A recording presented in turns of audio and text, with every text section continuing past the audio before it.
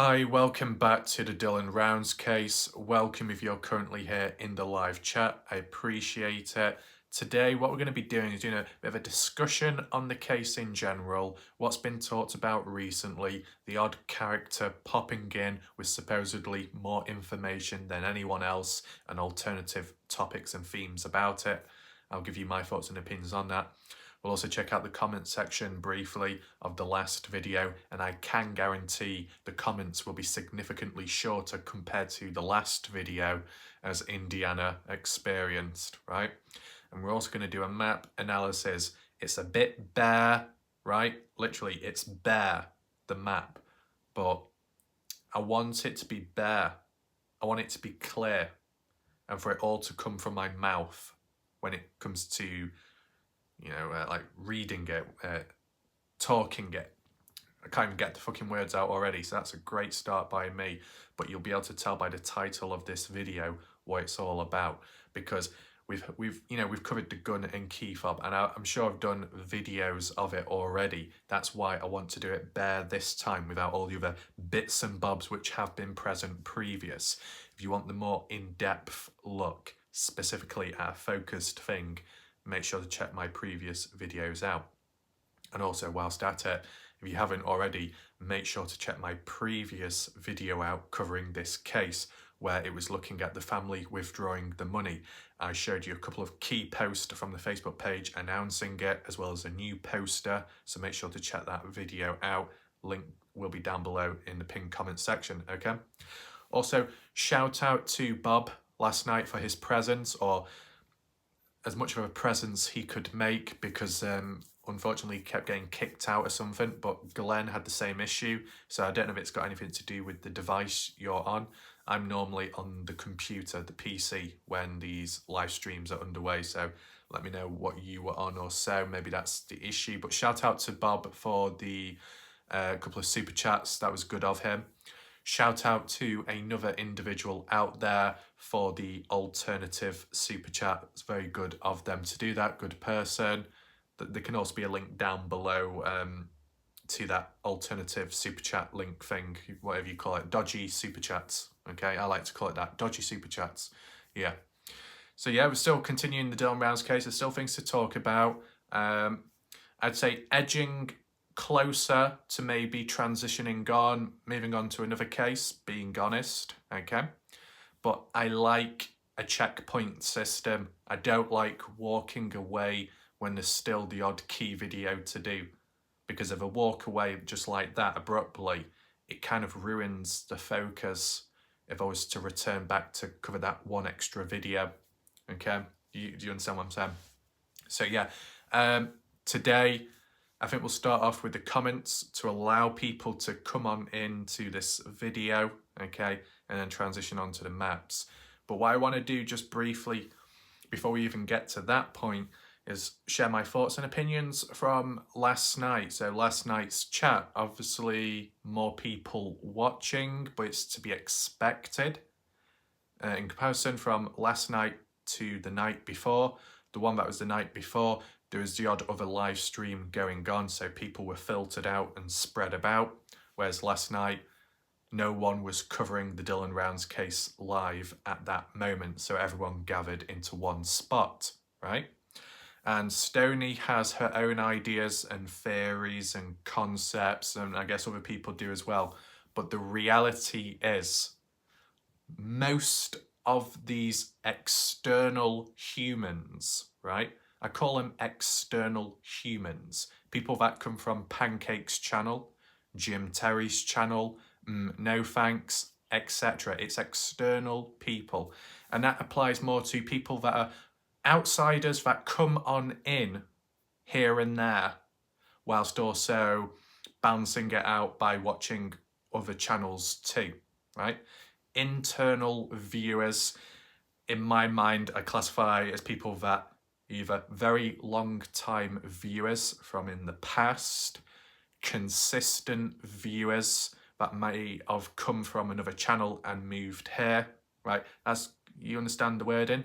End of the day, internal, external, there are good people present. Though, when you pair certain characters with one another, in the same place at the same time, that's where the issues are. And we saw it a little bit last night, right? And we've seen it in the past. And I know some people are sick of it, but there's not much you can do. Though on a personal, individual level, you can always block these people left, right, and center. And then your suffering is reduced. So you've got the choice, of course. So I'm going to give you some examples on the spot of combinations of people which equals chaos and complications. We'll call it that. Chaos and complications. Who should we start off with first? When the Shack Lady comes in to these live video premieres, when she's by herself, she's okay. Though, if you've got Ty Corbin present, whilst the Shack Lady is present as well, that's a combination which causes friction. You got Ty Corbin at times calling the Shack Lady out, and then maybe the odd Ty Corbin supporter as well standing up for him, right? So it's that back and forth. It could be arguments, or more so just questioning but not receiving an answer, then it leading to frustration, and then maybe the odd disagreement.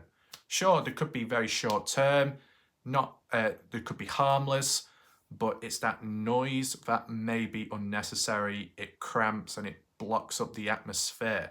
But it only becomes a problem when Ty Corbin and the Shack Lady are in the same room together. Though when they are separated and they may be watching my videos individually, there are less issues going on. Okay? Do you understand that? When it comes to Kathy Waters, okay? Kathy Waters, who is she normally paired with, which then causes trouble? Just about anyone of my internal viewers. Okay, that's just being realistic. When Kathy Waters comes on in, there's immediate friction with other people that view the video. It's not a singular combination, that it's a wider aspect, right? When Stoney comes on in, jokes around, laughs about, but the time where there's tension, pettiness, unnecessary noise and complications and conflict is when Badger and Stoney are in the same room as one. When they are separated and they watch individually, when they're not at the same place, same time, it's fine. Badger, at least towards me, is a good person. They've not caused me any trouble. So I see them as a good individual.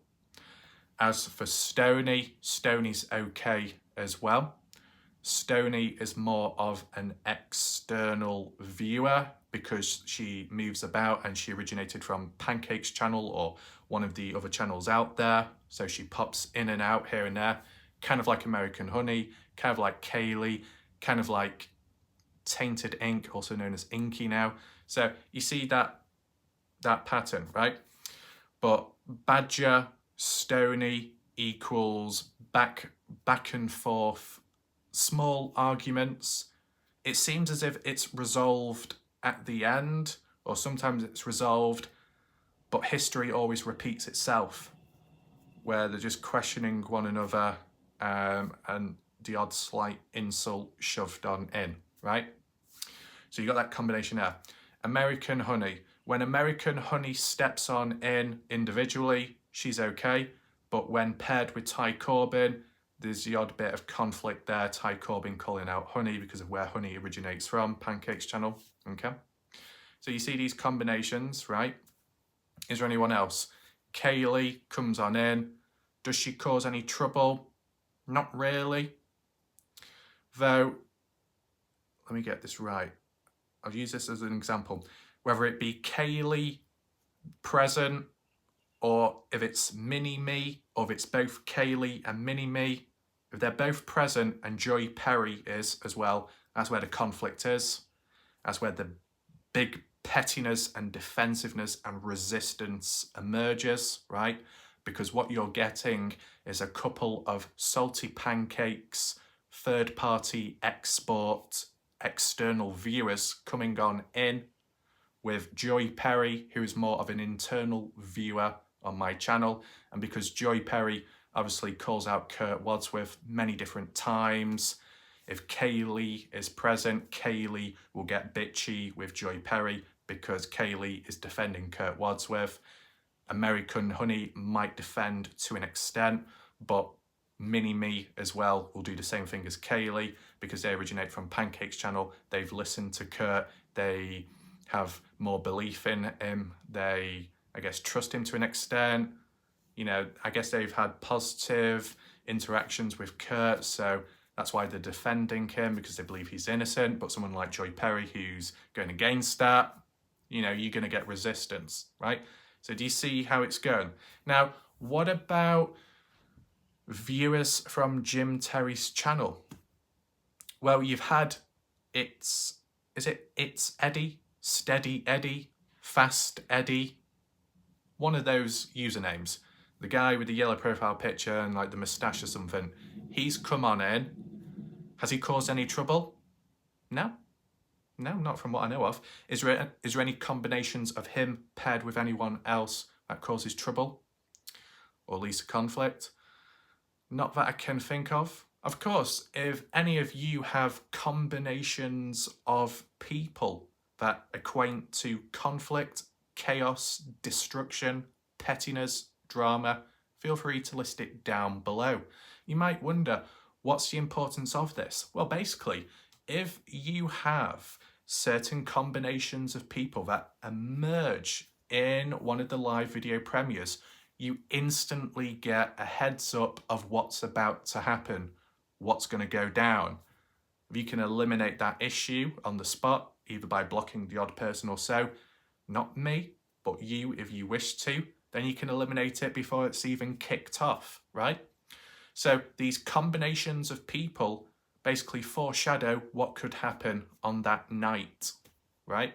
That's what it's all about. But Jim Terry's viewers that have come on over to my channel, I can't remember who is who from Jim Terry's channel, I'll be honest, but I've not really had much resistance from them, only from the side boy, or the side man, Mr. Impetuous. That's the only issue I've had there. So that's quite positive in a way. Now, you will get external people that might have been kicked out of another community or group, and then they transition into an internal viewer, right? So they come along bringing a past with them, but they may have changed themselves. And those type of people are the ones that could get attacked from all angles. Can I think of any examples on the spot? Not really, because there's so much backstabbing, switching and changing of emotions, allegiances, right, and alliances. It's hard to keep up. But what I will say to an extent, Ty Corbin at one point may have been around Pancakes, then at another point around Jim Terry, then at another point around no one. And if there's been the odd falling out from these different communities, when someone like Ty Corbin appears in a neutral chat, a neutral group such as mine, then all these other people that have collected at mine as well, then all go at Ty Corbin and attack him, right? Has it happened with Tainted Ink? Because supposedly, I guess Pancakes has called her out at some point. Was there anyone else? Pancakes calling out, was it Lacey H? Lacey H once appeared on my channel in the past, temporarily, then I guess associated with Jim Terry. So you've seen these crossovers, right? And as for the combinations of people that have been outed by all these different communities, the combination is endless then, right? So some are very specific, right, and will not always occur, such as the Ty Corbin and American Honey, or the Stoney and Kaylee, or the Joy Perry and Mini-Me and Kaylee. Those aren't always going to happen. The ones that are more likely to happen and where friction is possible is if Ty Corbin is present and you got the odd viewer from maybe Jim Terry's, the odd viewer from Pancakes. They're harder to avoid. So you as yourself, you can always avoid them just by simply blocking. So it's really, really under control. That's what I'd say. And just for newer viewers or people that have just come on in and wondering, well, why not block this person or that? It's simple as, whether it's because of good reasons or bad reasons, if I block someone, the worm effect occurs. What's the worm effect? It's where you cut the worm in half and then another one grows, another one wiggles off. So if you block one account, it will lead to another account being created. If not that, 2 lots of accounts, and it will double each time. If you're showing resistance, you're acknowledging that they're impacting you in some way and they're winning. So they will up that to a higher intensity. So it's happened on other channels. It's not going to happen here. Simple as. So yeah. As for the people where there's endless combinations of being attacked from all angles, such as Ty Cobbin, Ty Cobbin can cause trouble as well, right, at times with friction between others. You get the other humans that immediately are on the offensive side and defensive side, right, such as Kathy Waters, because she makes an entrance, she makes a presence known, typing in capital letters, boom, boom, boom, like that, right? Is there any more? As said, I can only think of, so many on the spot, because to remember everyone's name, it can be a bit difficult at times. But I think I've mentioned most of them. So as a heads up, if you see those combinations ever appear in chat at the same place, same time, be prepared for drama, be prepared for conflict, but you will be prepared most likely, so then you can block those out. So yeah, that's it. Let's move more on to the Dylan Rounds case. That still was related to the Dylan Rounds community, right? People can say, yeah, but it's not directly about Dylan, but it's about the community and how people handle the case itself. And you want the community aspect to be somewhat clear, somewhat in consensus, or somewhat neutral, so then it doesn't directly impact the internal part of the case, right? You got to make sure the outer layer is somewhat stable, considering everything that's happened. And it's another thing what I'll add on in. I don't know who it is exactly, but there's been a couple of people. Now, maybe that's too brief.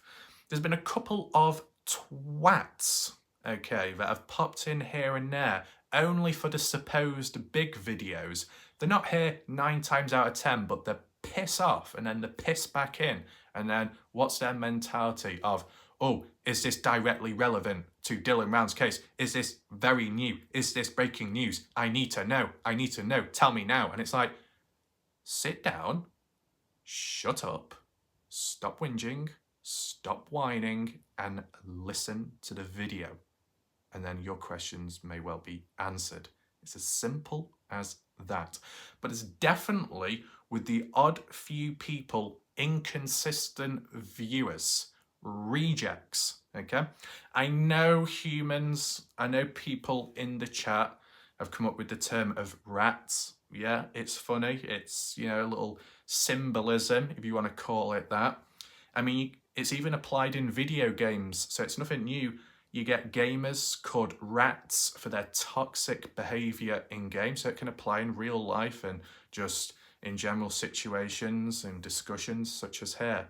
But the word I like to use at times for people that aren't consistent viewing, but they definitely are consistent in complaining, I refer to them as rejects, okay? So that's a new little term you can use if you want to. Obviously, use it with accuracy, so the credibility of the word is not tarnished, right? So with that all in mind, aside from the whiners, the whingers, and the wankers, I think it's time to look back at the previous comment section to see if there's any key questions that need to be answered and look at people's points of view regarding the Dylan Rounds case and what we talked about most recently. Here we are. Let's arrange the comments to the latest. Start from the bottom, work our way up. Oh my God, I didn't even pin my own comment. What an idiot I am. I'm definitely on form today, all for the wrong reasons. We got Cleo there with the magical hat.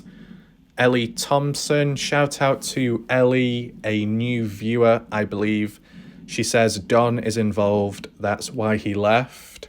So Ellie seems very certain and confident that's the actual reality.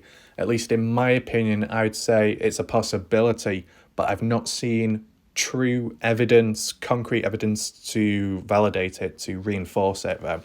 In time, something may show up, and I made a little prediction saying that if Don Haley ever does pop back up in this case, it'll probably be appearing as a witness in court. You never know. There's a possibility. Because hasn't Don Haley appeared in court previous? Not for a crime he's committed, but for the gun charge and Brenner handing over the guns to him. Did that ever come about? I remember talking about it, saying the possibility of if Don was across the room from Brenner, would eye contact be made? I think that was more of a visual foreshadowing. So I'm not sure if it's truly taken place yet. I don't think it has. But, predictions of if Don does appear later in the case, even though it has gone on for some time now, there could be a reason for it. Though we did do a poll yesterday to do with Don, and it varied. One of the options was it because Don felt lonely or he just was bored? The reality that really, although it's a ghost town, even less people are present there. Brenner's gone, his best friend. Dylan, obviously gone. Who else is there? Ivor Zadovsky, he supposedly left as well. So really, there's not maybe one or two people left, if not no one. So is it really practical? Probably not. Change of scenery after everything that's gone on, all the chaos, the crime. Maybe it's best to get away from it.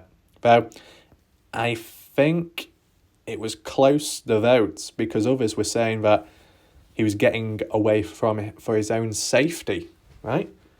That's what some people were voting, that Don was getting away because maybe he was in trouble. Why would he be in trouble, though? I mean, look at it like this and focus. Okay, just focus for a second. You put aside Brenner being charged for the disappearance and murder of Dylan. Seems to be Kurt Wadsworth is in denial of that. Kurt Wadsworth somewhat attached to Brenner, I guess. Now, you got someone like Don Haley, who grasped on Brenner to do with, the guns being handed over to him. I wonder what Kurt Wadsworth was like at the time about that.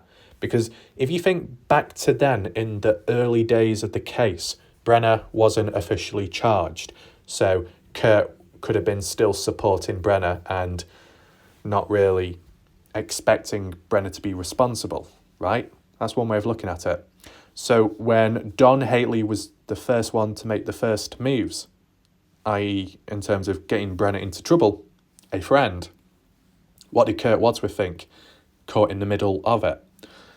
He sees Brenner as some kind of friend, and maybe Don Haley. But maybe he's more closer to Brenner than he is to Don. And then Don does that to Brenner. And then Kurt's like, oh my God, how could you do that to one of my friends? Was there a level of friction, tension there? Just like I was talking previous about people within the community of the Dylan Rounds case on YouTube. Combinations of people equal friction. The same can apply to people directly in the case. So Lance Kelly and his family in the presence of Candice Cooley. There is friction and tension. Lance Kelly in the presence of Ty Corbin. There is friction, tension, and disagreements, as we've seen previous. Is there anyone else? Kurt Wadsworth and Pancakes, somewhat okay. Not like really any issues there. Though there could be at some point, or in the past, a disagreement. Anyone else? Jim Terry, Candice Cooley. Major friction, tension, and major disagreements. These are the combinations we're talking about. So it is relevant across all boards of the case. Let's move on. There we go. We got Bob Farrell. Damn it, I got booted again. So yeah, I don't know why that's happening to Bob. If there's anyone else in the chat that can share their own experiences of getting booted off in the past on other channels, share your thoughts, your experiences, and how you managed to fix it, overcome it, possibly. I'm glad, though, that people didn't rush to the conclusion and assume that the channel owner was booting people off. You know, that's what's happened with the comment section. Mumma Down Under got pants in a twist, okay? You remember previous? Where's my fucking comment gone, you little cunt, mate? Warlag off. Can't believe you just done that, mate. How can you fucking delete my comment?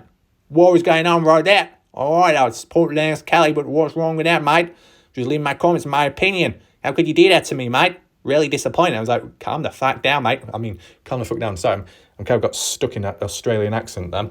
It's like, calm down. YouTube are the ones responsible for comments randomly disappearing or being removed. I don't have control of everything, even though I'm the owner of my own channel. That's the reality, okay? And obviously people who aren't a content creator on YouTube, who, you know, participate in this or that, upload this and that, they're not going to come across the same issues faced as a person that does all that stuff, right? So you've got to understand it from both sides. Can you even boot people off a live stream? I don't even know. When it comes to the live chat, I guess you can time people out, but it will actually say in the chat, person has been timed out for however long. And quite clearly, that's never happened. Or really ever happened, I should say, in the chat. So I don't know if it's an internet issue for some people. I don't know if it's maybe the device you use. I saw one comment, someone saying, well, if you're on mobile, you're going to have issues.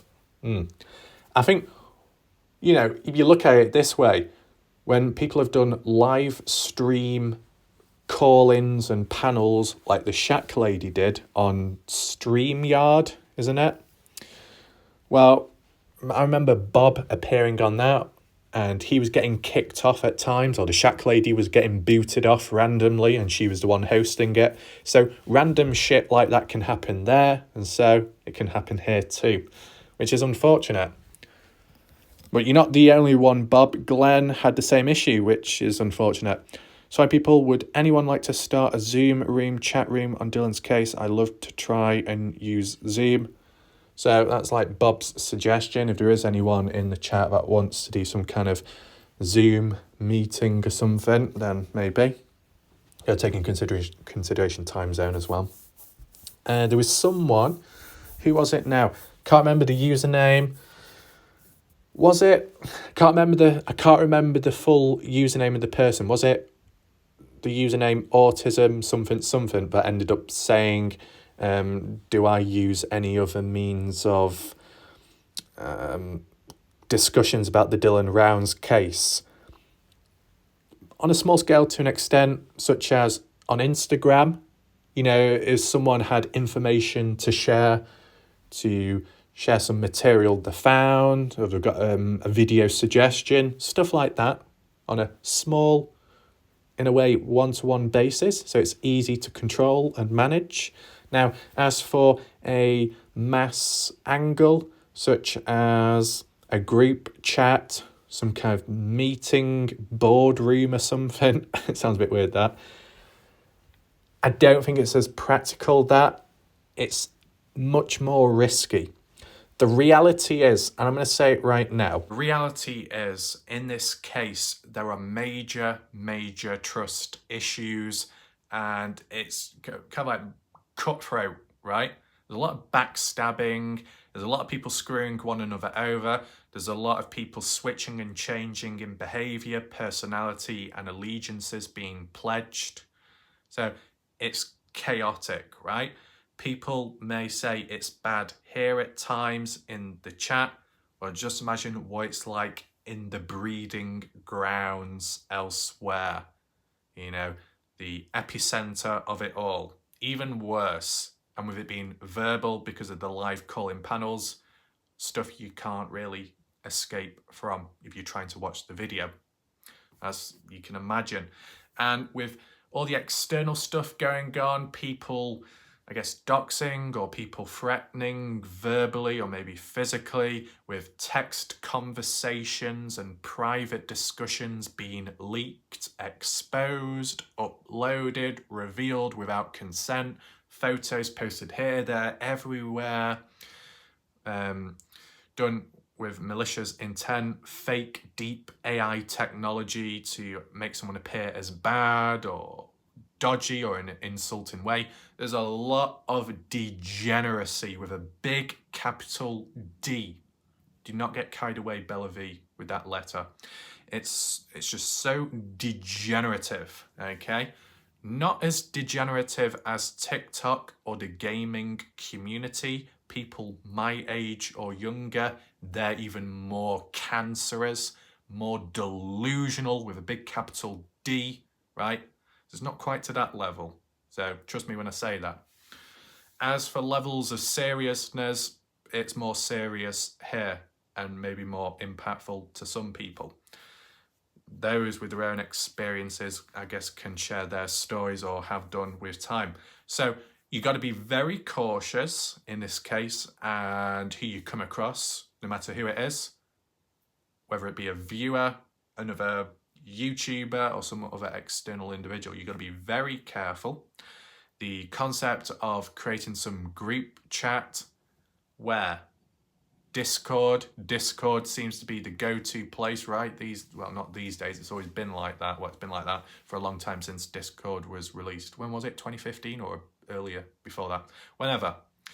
Still risky, because you think about it, if you've also got people finding backdoor entrances into stuff, such as live streams, live chats, member-only discussions or something, if you've got fake accounts, impersonation stuff going on in, you know what would happen, right? You got your group set up, or you've got people joining, the discussions are underway, maybe sensitive information is shared or something's talked about privately.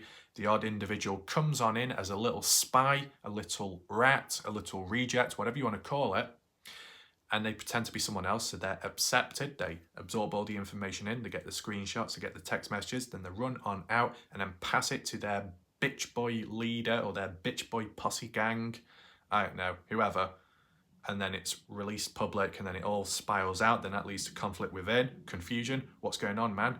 You know, who's responsible? It turns into like a pancake pandemic. Why am I saying? I'm talking Chinese all of a sudden.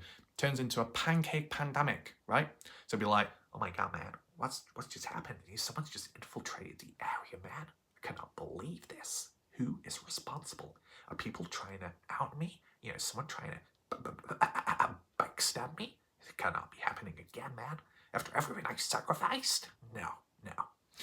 It would turn into that, and it'd be even more delayed. So sometimes one-on-one interactions or sharing of information is effective, and it has occurred to an extent simply with viewers on this channel reaching out to the odd person, or the odd person reaching out to them on a different level, a different concept and platform. Because when I think of it, when it came to the Kenny Veach case, it was virtually everyone reaches out to me, or everyone reaches out to another channel with information, ideas, and that was basically it. Or it was content creators reach out to one another individually, one-on-one, and discuss things in the background. That's what happened there. Or just simply viewers all reached out to me, or the odd family member reached out to me.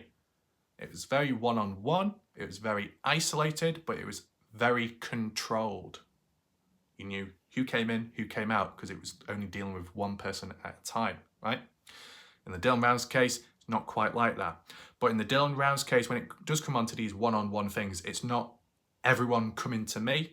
It's a couple of people maybe coming to me or reaching out, and then a couple of people reaching out to other viewers within the chat.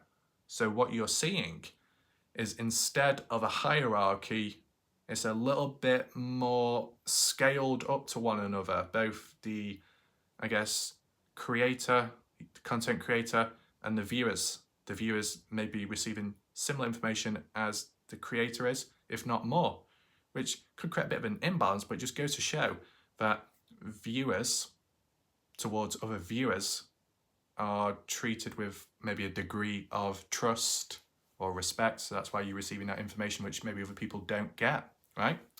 So that's the other thing. If you've got a bit of a reputation, known for a bit of a shit stirrer, trouble starter, being petty, constantly back and forth, cat arguments with one another, you might be less likely to receive information and maybe more likely to be messed around with. And hence why some of my internal viewers that have received information, which whether it be 100% true or just a rumour, it's more controlled because they're attracting controlled people, right? So you see it from different dynamics, complete power dynamic change this time round. Some people think, what the fuck are you talking about? You know, sometimes I don't know either, but yeah, it kind of makes sense here. Was there another point that needs to be mentioned? There was going to be something, but I forgot, because we're talking deep, right? When you talk deep, you might forget the odd point, but it'll probably come back to my mind. Let's return back to the comments and finish off answering them. We scroll on up. Ellie leaves another comment. What does Ellie have to say? I do EVP to try and solve missing person and murder cases. On the EVP of Dylan, he said Brenner told him pleasant dreams, Sonny, before killing him. Don and some others are involved. One of them did the video footage on Dylan's phone to set Brenner up and pin it all on him, and so nobody is suspicious of them. How would Brenner have got into Dylan's phone when it would have needed face fingerprint recognition or a PIN code? Brenner is guilty, and so are 5 others at least. Dylan said they would find DNA on the backhoe digger, which I read LE found. Money is involved. In brackets, a certain person paid these criminals to get rid of Dylan. I have a huge pile of info given to me by Dylan on the EVP. I gave it all to the police last June. The others involved are going to be found out. So what I'm going to say first of all, in response to Ellie's comment, is a lot of what I've read there, I've heard in little parts and pieces over time, and it's always felt like rumours or complete bullshit. But if it is true, then that's interesting. The key thing to acknowledge is with Ellie Thompson, from what she said, she's gave it all to the police, all this information. How does the police handle it? I'm not sure, but however they do, it'll be behind the scenes.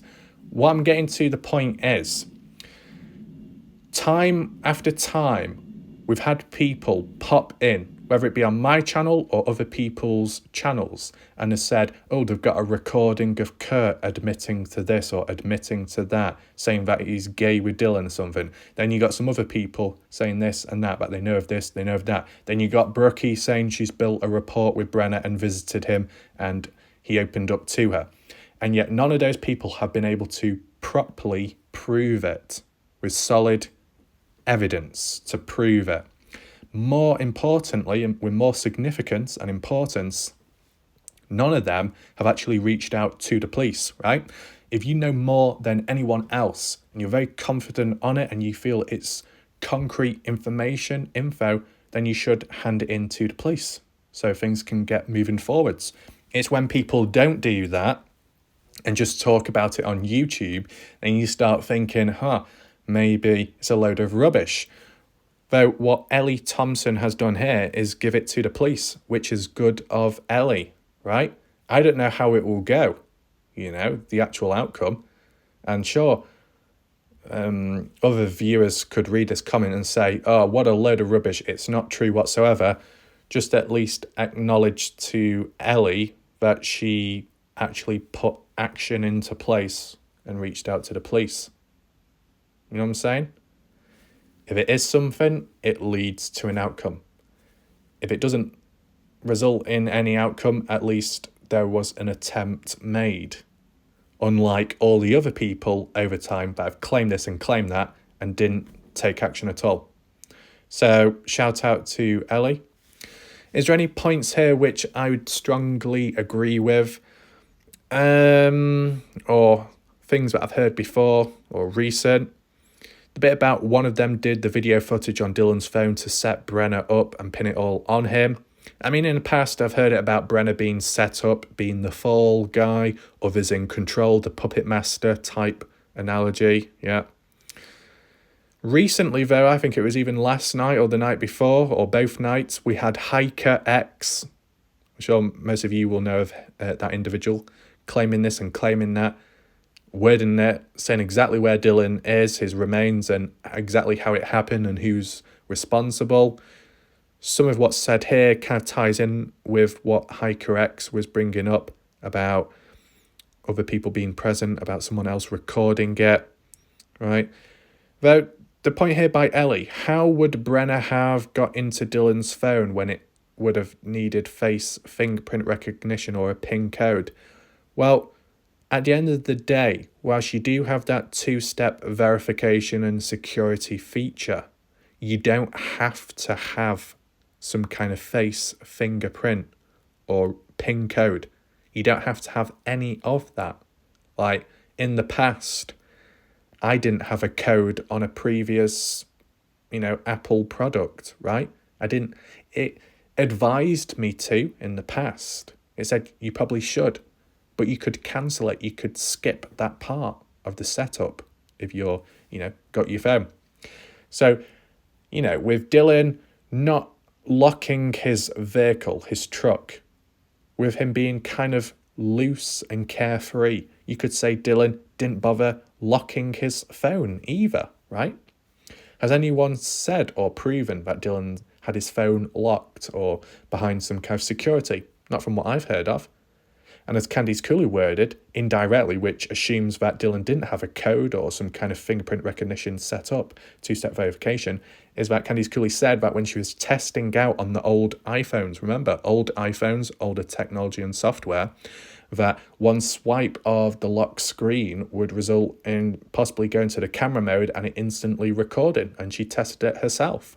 So with Dylan having an older iPhone and maybe no security when going into the lock screen, Brenner could have swiped the screen of the phone as he picked the phone up, and it may have begun a recording. If Brenner's a bit clumsy, fumbly with the hands, it can happen. Even I've done it, right? So it is possible. Anything else here? Brenner is guilty, and so are 5 others at least. If you're able to, Ellie, feel free to list the 5 others that are responsible, right? If I had to guess on the spot, what? Kurt Wadsworth, Ed Harshberger, Chase Venstra, Don Hately, who else is there? I can't think on the spot. At least 4 people, at least. Then about the 5th one. It seems as if, though, officially in the case, all the focus and attention is directly on Brenner as being the sole person responsible, and that is all. Both officially and informally, both by Candice Cooley and official court documents, that's just the way it is. Could there be twists and turns? Maybe. Is there ongoing stuff in the background which is looking at other people? Possibly. I mean, I guess this is the thing. Depending how it is, how it's been constructed, maybe you can't be saying all the stuff public because if these guys or women, I don't know, who are out there, who have not been arrested yet, you can't be saying it public because then they'll just end up fleeing, running away, possibly going into hiding, right? I mean, Ed Harshberger's disappeared, gone quiet. Don Hately's gone off, gone quiet. So, people covering the back, you never know. Brenner is good. Okay. What else? Money is involved. A certain person paid these criminals to get rid of Dylan. A certain person. Hiker X, I believe, said the same thing. A certain person, but pinned it on Candice Cooley being the responsible one. I have a huge pile of info given to me by Dylan on the EVP. Okay. And it was done last June, so it was done way back at the start. Right. I mean, I still read this with caution, okay? If it does lead to progress down the line, then that's all good. Though I've not really seen it. Quite a lot of what's mentioned here, it's not really come about in the case publicly, from what's been heard of. More so, it's just strengthened and focused and concentrated on Brenna more than ever now, ruling out all the other people. So, we've got Stella Campbell. Shout out to Stella, new viewer. I think when Dylan was parked at the gate, Brenna came after with a gun, and that's when Dylan started recording. If that was the case, though, and Dylan was at the gate, whether he's on whichever side of the gate he's on, and he gets his phone out, then why was blood found at the Grange shed, though? What, you think that Brenna dragged Dylan all the way down to the property of the Grange shed? Like, if Dylan's on either side of the gate, instead of walking to the Grange shed, you think you'd be running away from it. I don't think that's the case. The odd person has said it as well, but no. And what you got to take in mind, also from what Candice Cooley has said, the phone ping, right? The phone ping at 6:58 a.m., Dylan made a call to Brenna. Brenna did not answer. If Brenna did not answer, he was not in the mood to be talking with Dylan. And because that phone call was never answered at that second, at that point, Brenna had no clue what Dylan was doing or what he wanted to do. So there'd be no need for Brenna to confront Dylan that quickly. Only until it was too late, once Dylan finally got to the Grange shed property and heard the noise and racket, and Brenna was like, oh no, what's going on now? And it was already at the Grange shed property. So that's the way I see it, based off the phone pings. Because the next phone ping after the call to Brenna was at 7:03 a.m. So not long apart, right? And then after that, within that 30-minute period, Dylan taken out. 7:27 a.m. is post-death of Dylan, right? So most likely at the Grange shed or even inside. Bob Farrell. I tried to answer everyone in chat, not sure if anyone got to see them. Well, I saw your comments, Bob, up to a certain point, and then I saw the super chats where you were able to leave a message that way, so that was all public and people did see it. I don't know how long you stayed around, Bob, because later on into the video, I didn't see any more comments. I don't know if that's when you got booted off. Okay. Shack Lady, I tried to talk to you in chat, not sure why no one could see me. Well, reality is, if a person isn't seen by anyone, then the channel owner has blocked them. But when we're looking on screen right now, Bob's comments are showing publicly so everyone can see them. So then that counters the claim of the host blocking Bob. So it's all under control. If anyone goes onto my previous video and you go to the comment section, you should be able to see Bob Farrell. If not, like the odd person, that's because you've blocked Bob at some point, right? This is what I mean. It gets a little bit confusing at times on YouTube, right? I mean, there's been times on other channels where people have been blocked and then the host is like, what? I've never blocked you. And it turned out it was one of the moderators that did it, got power hungry. That is why we don't have moderators here, because history would repeat itself, right? Jamie Lee, I believe Brenna did it and it could show the phone could have already been recording with the touch of Dylan. Okay. Yeah, I mean, that is one way of looking at it, is both how the video ends and how it begins, right? You know, some people on YouTube, if they don't edit it out, they'll press the record button, they might place the phone down, set it up, and then they step back a few steps, then sit down, and then breathe out and say, hi, welcome to the video. Kind of like that. And then when they finish the video, they lean over and then fiddle around and press the stop button. That's exactly how it would look from, like, if you're looking at my point of view when I've done my videos. Though, because they're, like, edited together and stuff, the initial beginning and end is cut out just for visual effects, right? It works better, right? So as for that video recording on Dylan's phone, I'm interested in how it begun. Did it begin and it was like a black screen where Brenner had the phone in the palm of his hand, and then he dropped it down on the side in the camper, and then it showed him in sight? And then when did the video end, or how did it end? I mean, with it saying time lapse, if you think about it, 7:27 a.m. Up to what point? 2:51 p.m. when the phone was thrown in the pond. So was the video recording from 7:27 to 2:51 p.m. or not? I don't know. Videos can record for a couple of hours depending on the storage of your phone and the device and the files, right? That does play a factor. Patsy, I only get my Dylan Rounds news from More Like Ralph. Shout out to Patsy. Got Sunny Productions as well. If you want, Sunny Productions has done a couple of videos on her channel to do with, like missing people and stuff. So if you want to check her channel out, feel free to do so. Okay, there you go. Kylie Rodney. I think Summer Wells as well. Yep, there you go, Summer Wells. Sunny Productions originated from the Kenny Veach case mystery, so she's a long-time viewer on this channel, which is good. So it's Sunny Productions if you want to check their channel out. Anyway, Tom Evans, how did you come up with this start time? Yeah.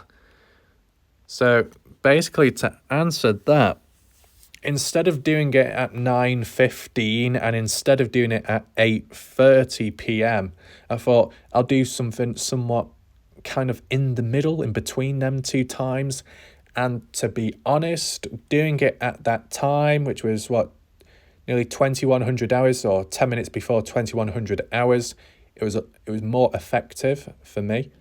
And maybe even doing it a little bit earlier, right, would be even more effective, because most of the time when I've done that live premiere, it's almost like maybe 10-20 minutes away from bedtime. So it's very tight, close together. And obviously the longer the video I do, the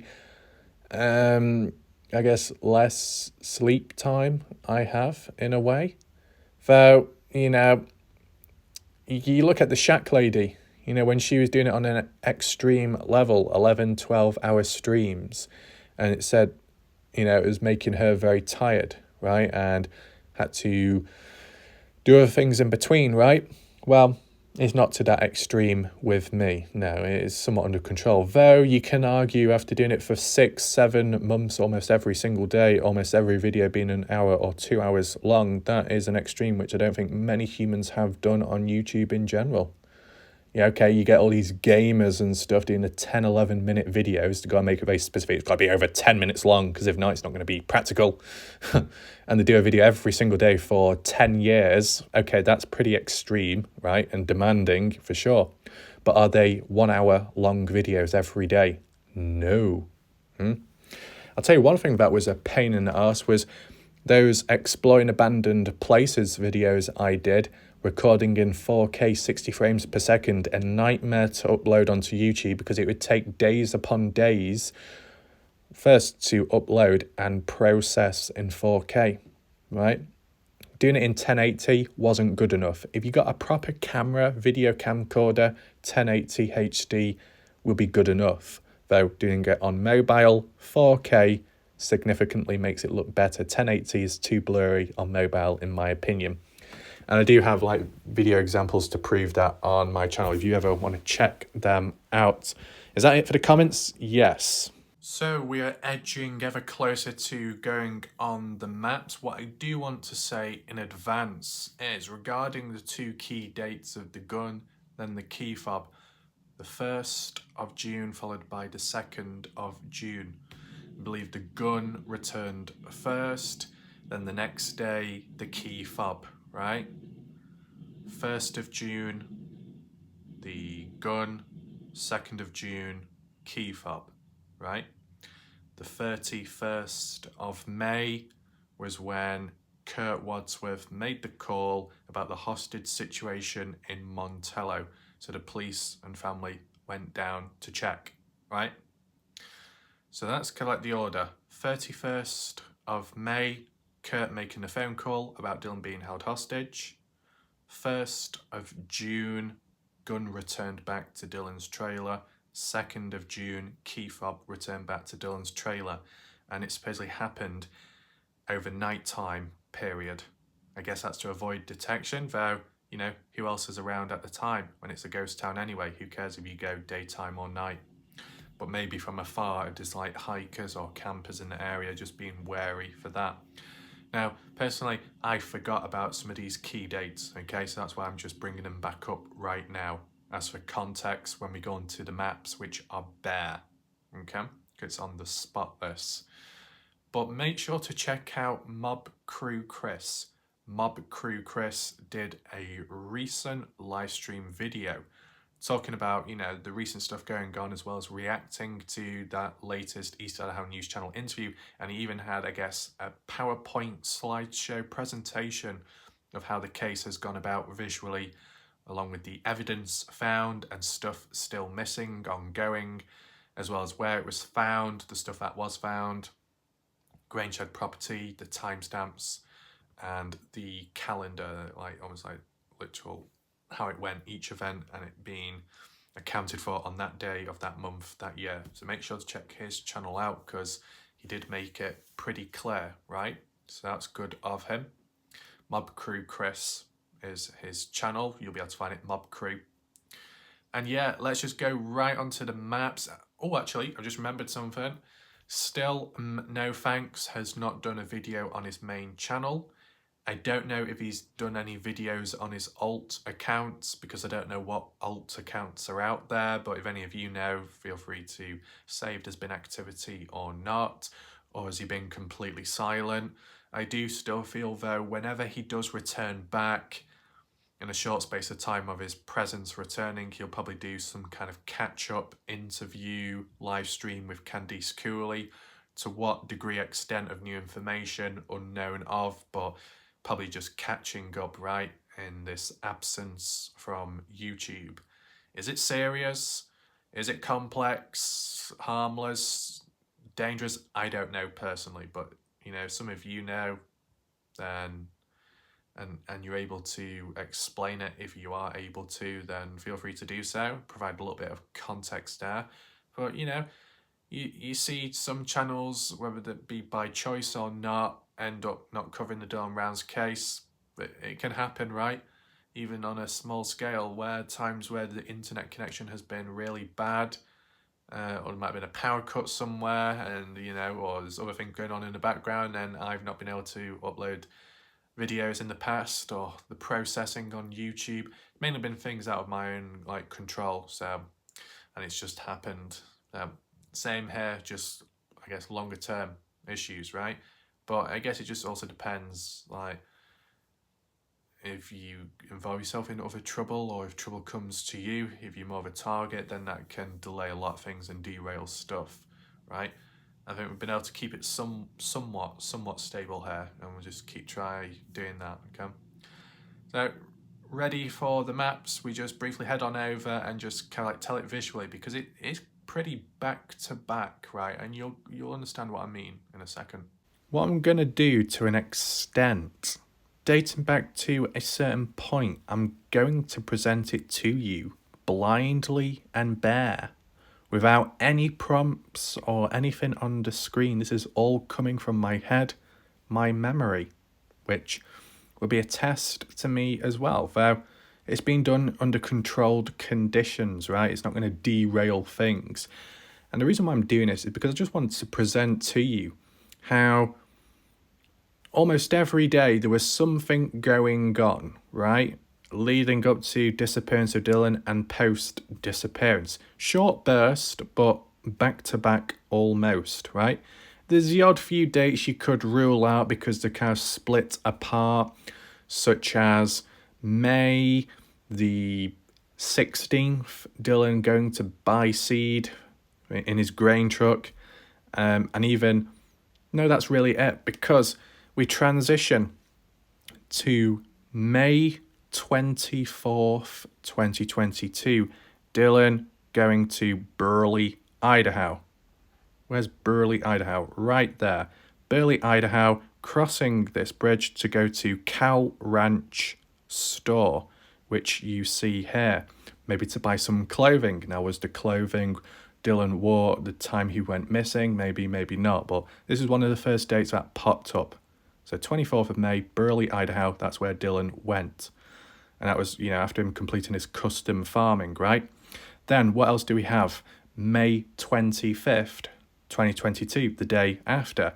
Seen somewhere on the outskirts of Montello, Dylan was, near to Tacoma Road, which is here, Tacoma Road here, going up this way, and somewhere nearby, near a gravel path, Dylan encountered Chase Venstra for the first time ever, bloodied and missing shoes. Picked him up, gave him a ride into Montello supposedly, and then that was it, mission complete.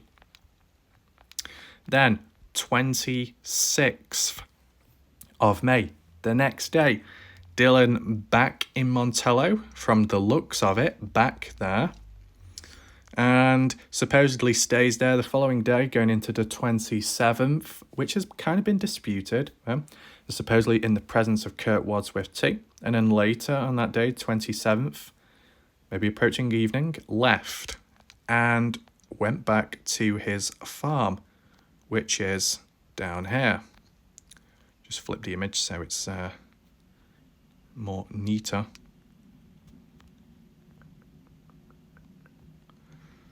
Okay.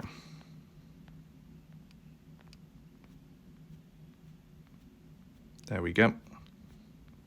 Down here. 27th evening time. 11:30 to 11:45 p.m. You had Dylan supposedly doing his seeding in his tractor with the lights on, and at Little Pigeon Mountain, which is down this way here. This mountain. Does the name come up if I get close to it? No, it doesn't seem to. This time it's been a bit of an awkward twat, but, campers here on the day, well, at night time, reaching here, camping out, I noticed the farm activity and assuming it's Dylan, but it was Dylan. Then leading into the early hours of the next day, which is the 28th, the day it all went down, hellacious rain notified by the campers here at the Little Pigeon Mountain area. Don't know how long they stayed there for. 28th, Dylan waking up, whatever time, going down to the grain shed, passing sun tunnels, going here. Being at the gate, 6:51 a.m, making a call to the grandmother Karen Rounds about parking his truck in the grain shed. Then at 6:57 a.m, making a call to Brenner, unsuccessful, possibly goes through the gate. 7:03 a.m, Dylan's at the outside of the grain shed, and maybe that's where it goes down, something bad happens. Fast forward to 7:27 a.m, almost within a 30-minute period. That's post murder of Dylan, as Brenner's in his trailer here, cleaning a gun with blood on his sleeves. That shirt is collected by police down the line, which turns out to be of Dylan's evidence. And maybe around the same time, the boots also being moved down here to the dirt mound there, which had a little bit of blood from Dylan, but also prints of Brenner, who picked them up and chucked them over that way. So at 7:27 a.m, after that, it was at 7:43 a.m. when Brenner decided, supposedly, to move away and go down to Dylan's farm and take a visit there. What was he doing down there? Well, could be anything. Possibly looking for items, opportunity to be able to steal something or use when disposing of Dylan. Around here for about 30 minutes or so, then returning back to the grain shed at about 8:23 a.m. Then it was a very quiet period, and it was only till 2:51 p.m. when the next phone ping was at Lucin Pond down here, which could have been in the process, most likely, of Brenna dropping it in there to then attend Don Haley's barbecue, which was somewhere round here. Then what happened later on after that? We don't know. It's unknown of. Though, go to the 29th of May, which seems to be a bit of a quiet spell or period. It's been said by a couple of people that the 29th evening, Brenna and Don Haley went down to Montello to the bar. Saddle Saw, I believe. No, it was a Cowboy Bar and Grill, which is the one here. Some people have contested it. Other people have claimed that's the case. So that was the 29th, supposedly. Stuff going on there. 30th of May is when the family, Candice Cooley, Justin Ransdem lot, went down to both the farm and grain shed to look for Dylan. And obviously, in the process, reported him missing on the 30th. Then on the 31st of May, the day after, that's when Kurt Wadsworth made the call from hearing from psychics himself about Dylan supposedly being held hostage in Montello down here. So was it immediate on that exact day or a day later? I think there could have been a bit of a delay possibly, because the police were a bit like, oh yeah, good luck, you go down there yourself. And then Justin was like, right, I'll take matters into my own hand. And then the police were like, oh, no, you can't do that. Okay, we will go down. So they went down and family did as well. So it's like almost portrayed as a decoy. And then 1st of June, that is when one of the key missing items of Dylan was returned back. 1st of June, gun returned to the camper, which was normally in Dylan's pickup truck, but returned to the camper. So kind of out of place the item, but brought back, cleaned off prints as well. Followed by the 2nd of June, the day after, where the key fob was returned back as well. Over the course of night time, both cleaned off prints. And you could argue, people watching right now and down the line, you could argue and say, yeah, but were they ever taken away in the first place? Maybe they were never returned because they were always there and other people looking for them just misplaced them or just couldn't see them at the time because they were blind or they were in tunnel vision mode. Well, if that was 100% the case, then why the hell is the key fob and the gun cleaned off prints? Like literally cleaned off DNA prints. If it's not been touched, the last person to touch it is Dylan, right? It's been touched by someone previous. Could be a day ago, it could be longer. Though DNA and, evidence and prints upon it would remain. It only goes when it's been purposely cleaned, right? Removed. I don't know exactly what to use, a cloth or some kind of cleaning solution, but if it was never moved about, it would have the remnants of prints and DNA from the last time it was used. But because it's not there, then clearly someone's cleaned it off. And if someone's cleaned it off, then most likely they took it away and then return it back because they're the last ones to handle it and they don't want to be incriminated. Even though Brenner himself has been a bit lazy and incompetent with, let's say, Dylan Round's boots by picking them up. But maybe, Brenner thinks smart in some areas and then fucks up in others, right? That can happen. That is the reality at times. So, and it was done overnight. So there's that in mind. Obviously, this is the situation and point where, like Jim Terry was suggesting, saying, oh, I told you if we put the trail cams out there, we would have captured who was returning the items back. But, based off the phone pings, and if there's additional phone pings of Brenner's actual flip phone, which people are calling a clamshell or something, or a clam something, I guess that's slang word, that might be able to pinpoint timestamp-wise when and where Brenner showed up in the day.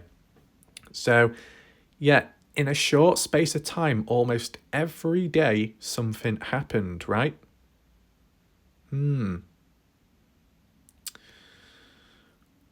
I guess the other thing to acknowledge, right, before going any further, said the 1st of June, right, and then said the 2nd of June, but what we also got to acknowledge, on the 2nd of June, it wasn't just the key fob return back, but spring cleaning as well during the daytime. June 2nd, 2022, spring cleaning, here. So a lot's gone on in a short space of time, right? You could argue the 29th is the only day, the 29th of May 2022 is the only day where it's in the middle of Dylan being taken out post Dylan's death, but before Dylan was reported missing by the family, the 29th of May. That's really the only day that not much seemed to have gone on or has been reported that's gone on that day, right? If anyone has any additional points or, things to reinforce and strengthen, right? All I've heard was the idea that Brenna and Don went down to Montello in the evening on the 29th of May 2022, and some people even contest that. So if anyone can reinforce it back up with evidence, feel free to in the chat or the comment section. In addition, if there's any other events, key relevant events which did happen, such as on the 29th of May, feel free to add that in, okay? And as well, if we're speaking a little bit more external, just to rewind back a little bit, if we're talking about the 28th of May, right? What about Chase Venstra? Okay, he's ruled out, he's cleared of this, he's cleared of that, he's not a suspect, but just to kind of incorporate the timestamps, the dates on that day relevant to Dylan's disappearance. Venstra seen at the Flying J. Now, can I find it on the spot? Snowville, boom, there's Snowville. Right down here, Flying J, round about there. That's the Flying J. You see how I focused in on it immediately? Crazy. But yeah, 7:01 a.m. seen on CCTV, and it was the FBI that came across it, right? And I guess acknowledged, told Candice Cooley. Then, obviously, there's a bit of a blank spot, to be honest, though later on in the day, which you'd assume maybe lunchtime or pushing it about 1,400 hours, he was then seen, Chase Venstra, near to Clinton, but yeah, there, Clinton. Supposed to be going to KFC. CCTV footage showed him at KFC. There's no KFCs within Clinton, but on the outer skirts, if you look at the red border barrier, there is a couple of KFCs, as we've noticed. And then later on in the day, I think it was at about 23:45, or was it 22:45? 22:45 or 23:45. Basically, later on at night, past 1,800 hours. He was seen in Ogden at one of the Little Caesar pizzas places eating. So throughout the day, Chase Venstra ate a lot of unhealthy food, basically, right? And was away from Lucin. Though at a certain point in the day, he could have taken a little visit down, right? The other point to mention as well, Chase Venstra, we looked at that previous comment, yesterday's video, and someone was saying how Chase Venstra was asking about in Snowville, where Dylan's farm is. Tom Evans added his comment in and responded saying that's incorrect. It happened on a different day earlier. It did not happen on the same day, on the 28th. It happened before that. So that was just people getting mixed up and tying one thing with another to that day when it wasn't the case, right? So for most part of it, right, there will be some key timestamps or, the odd other things here and there which may have not been included. I know people will bitch and moan, but I'm just wanted to do it on the spot without any prompts, any markers, any, just zooming on in, finding each spot and stuff, right? And I just wanted to keep it tied to the short span of leading up to Dylan's disappearance and post Dylan's disappearance and what happened in that short space of time, okay? I know you got the timestamp, you got the date, the day of when the boots were found or when this was found, and then when Brenna wanted them pushed away, but that's kind of like incorporated post 30th of May, going into the 31st and then approaching June, so in a very short span. Quite a lot happened, right? Kind of like how Candice Cooley said, within the first week or two, that's where it all went on. That's how it all happened. But, this is the thing, and just like I said previously with other stuff, you hear them say that, and you might hear other people echo it and relay it onto YouTube, and it's like, yeah, sure, but we don't know it. We only know it until it's too late. We know it down the line when it starts being released bit by bit, and that's when you can truly understand it from, I guess, maybe the family's perspective, but you can't quite understand it to the same extent in the early days when you don't have all the information, right? And of course, you're not going to have all the information because, I guess, general public, that situation. Though, equally, you can't blame the person for just being a bit cautious, right? Once everything all ties in line, then you can understand it better. So I just wanted to, just put this in like there. It might help someone. Is there anything we really need to focus in on? The 1st and 2nd of June with the gun and key fob being returned. So it makes you think that with Dylan being buried somewhere, whether it be on the 28th or the 29th, the 30th and the 31st, not much really happened. Where maybe in Brenner's defence, with the 30th and the 31st, with the police presence or mainly, first of all, the family's involvement heading down to the place, Brenner couldn't really do much, right? He was in a bit of a sticky situation, people present, people around, and that's why he wanted, the family to back off. It was agitating him, and it was probably agitating him because he was like, hey, I need to move Dylan right now or soon before he's found, because where I've originally put him is probably not the best place, or people are getting a bit too close to it, so I've got to throw people off the scent, maybe. So there's that. And then you take in mind, going into the 1st and 2nd of June, with the gun and key fob being returned back then, is that because Brenner already was finished and done with disposing of Dylan for the second time, which was the desecration part? Or did he do it after that? That's what I want to understand, right? I think Dylan was disposed of, first of all, 28th, whether it be temporary or not, and then 29th, not much, 30th, 31st, not much at all, and then June the 1st, June the 2nd, is that roughly when Dylan was desecrated and moved elsewhere? Because why then would you return the gun and key fob? What? Because you've finished with them. But why would you be finished with a gun? It wouldn't make sense. Surely you would have returned it earlier on. And most likely it wasn't the item that was used at the time of Dylan's death, because in terms of the timestamps, taking that gun would have been after Dylan's death, because that's when he went down to the farm, based off the phone ping in that order. So that rules that out. As for the key fob, yeah, you could return that at a later point if you've not quite done with it. But I think what we've got to take in mind, from the 30th of May and ongoing, when the family did go down to Dylan's farm, they reported that the truck appeared as if it's not been moved at all, right? So Brenner could be in possession of the key fob, though he's not in possession of Dylan's truck. He managed to return the truck, but he didn't leave the keys there at the time. So maybe he just simply forgot. Maybe it's that simple. Got nothing to do with the desecration part. Desecration happened individually, right? At a later point. Don't mean to say it happened, or don't mean to say the deadline was up to June 2nd. It can go beyond that.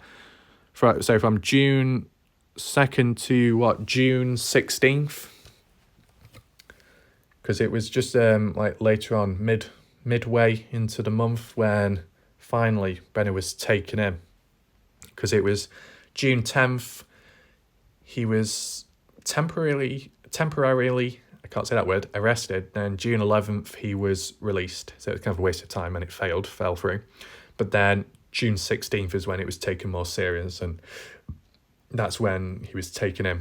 But not because of Dylan, because of the unrelated gun charges. Though, about time. Bit too late, though, because, as Candice Cooler said, within a 16 to 17 day period of Brenner walking free, from almost the beginning of June till the 16th. Well, if you incorporate a few days before, going into late May as well, 30th, 31st, Brenner was walking about, and he had the opportunity to do any adjustments, which, of course, seems to be the case because of the desecration. So it's good how we've got the timestamps, the dates, right, and certain events. And we've also got the idea brackets of periods of time where Brenner had the opportunity to move things about and clear his tracks up, even though he didn't do quite a good job in some areas, though he did ultimately with Dylan, from the looks of it, for now at least. So, let me know your thoughts. Do you think it's a short burst? A lot was done back to back, a lot of back to back events, Brenner being very busy in a short space of time? Let me know your thoughts. Do you agree with that? Another reason why I wanted to do that video, in a sense, was because, with all these different timestamps and dates, you want to be able to do it all in one video, right? And that's like what I felt like I've done. Previous, we looked at individual dates or the odd few coupled together, but this was almost like an all-in-one within a short space. Obviously, there'll be more detailed and maybe better structured timelines. If you go onto the Find Dylan Rounds Facebook page, they'll be structured there as well, and they might have their own links and attachments to maybe some pages in the correct order, but just wanted to share it from the Google Earth perspective. I also noticed Pancakes recently did some kind of Google Earth or Google Maps street view analysis of a location to do with Aiden Clune. So it looks like Pancakes is learning when it comes to using the maps and all that. Obviously, because, some people that will claim that, oh, that guy from England, oh, what's he doing using the maps? Yeah, fuck off. Okay. So I think we'll leave it there for now. Also, the importance of this video was revealing the combinations of people that leads to chaos, complexity, and, destruction, drama, conflict, confrontation, all of that stuff. So you get the idea of who can be troublesome and who isn't, and who can be a problem or who can cause problems when paired with someone else, whether it be planned or not, meant with intent or not meant. There's different combinations, but you should be better prepared now and better aware and alert of what could come, what could happen, right? But, with common sense, as the case makes progress, it'll get to that point where it should be solved, and if it is solved, then the drama should disperse as well, right? Realistically, and I'm being realistic, if I do an unrelated video away from Dylan Rounds, there's a high chance drama and all that messiness will stop, but I'm not going to be driven away just by that. I'll only walk away once, what's done is done, or there's nothing else to cover at that point in time, right? Could new drama show up? Of course, that can always pop up, but I'll find it very pathetic and spasmodic, spasticity, spasticness if I did go back to the Kenny Veach case and rejects popped up left, right and centre and then brought drama there. Then we do have a problem, and then there will be consequences, okay? It's okay being in one community or one case where trouble is present there, but if it follows into others, then there will be repercussions, okay? Because I do not want other cases being infected with cancer, right? Each community, each case has their own set of cancer. You don't want cross-contamination. You'll get different variants as experienced in real life. Okay, so we'll leave it there. Hopefully you found this video somewhat interesting. You learned something new. Take in mind, I did look at the Find Dylan Rounds Facebook page as of recording this video at this time. Don't know what happens later on though. And there wasn't much of interest, right?